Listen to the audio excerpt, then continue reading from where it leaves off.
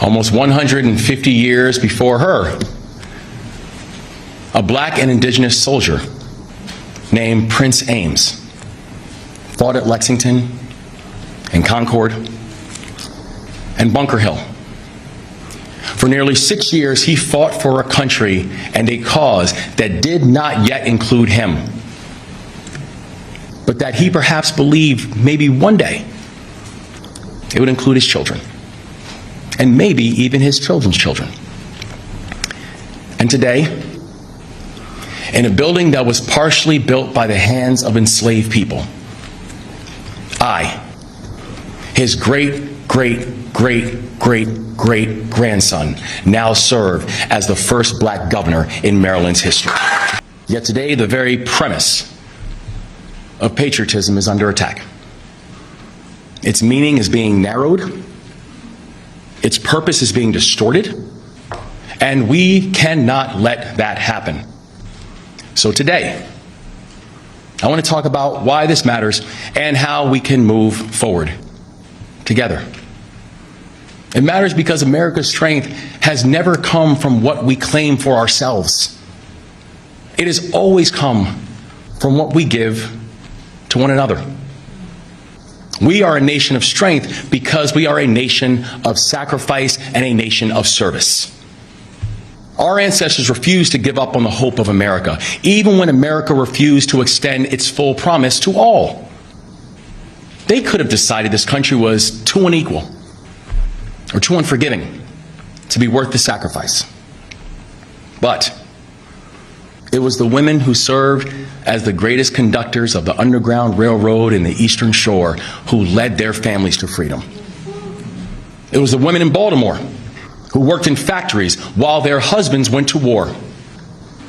It was the young lawyers at the NAACP who argued in front of the Supreme Court that separate does not mean equal. It was the ministers and the rabbis and the imams who left their pulpits and their synagogues and their temples to provide comfort to those who had never seen it before. It was the union steelworkers who prepared our nation for war, and it was the nurses whose hands that healed a nation seeking peace. They were patriots. And instead of yielding to the injustices, they fought for freedoms that they themselves might never fully enjoy. Because patriotism is not simply pride in what America has been. It's taking ownership for what America can become. That is the work of patriotism. Patriotism is neither passive nor performative. Patriotism is not selfish. It is selfless. But today there are those who will use patriotism to justify pulling books from schools and rewriting history until it comforts those in power. In reality, that's not patriotism. That's nationalism. And nationalism is not an extension of patriotism. They are not interchangeable. There's a difference, and it does matter. Patriotism asks you to fight for values and an ideal. Today's version of nationalism asks you to fight for a person or a group. Patriotism wants you to build something bigger than yourself, but nationalism emboldens people to feel bigger than somebody else. To name the grievance, to find the target, to give people someone to blame. The anxiety that creates is where nationalism thrives. Where people worry about our economy, that it will leave them behind. People are watching their children work more, yet earn less. Americans are fed up with watching politicians profit off of public office.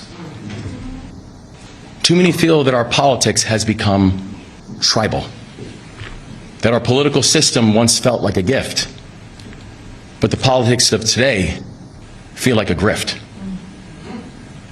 Too many watch as military conflict starts to feel like a conquest, where those who wear the uniform are asked to do the impossible, and those back home are asked to pay for the unnecessary. Starting a war without a purpose is not patriotic. Ending a war without achievement is not victory. and telling soldiers and sailors and airmen and Marines otherwise is not leadership. It's actions like these that make people increasingly skeptical. And that skepticism is not unfounded. That skepticism is not unpatriotic. The truth is, I still harbor skepticism, and I'm the governor. Skepticism can be our companion, but skepticism can never be our captor.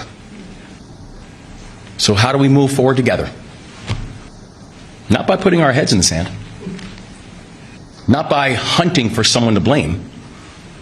We move forward the way Americans always have, by doing the work to make things better.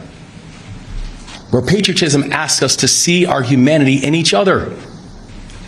It asks us to fight, not just for what's in front of us, but it asks us to fight for what we see when we close our eyes. It asks us to do what those who came before us did, to fight for the hope of a future, even if we will never see it. And that the person returning home from incarceration deserves the same second chance that we were given. To remember that God's grace is not only offered to the saint, God's grace is offered to the sinner too.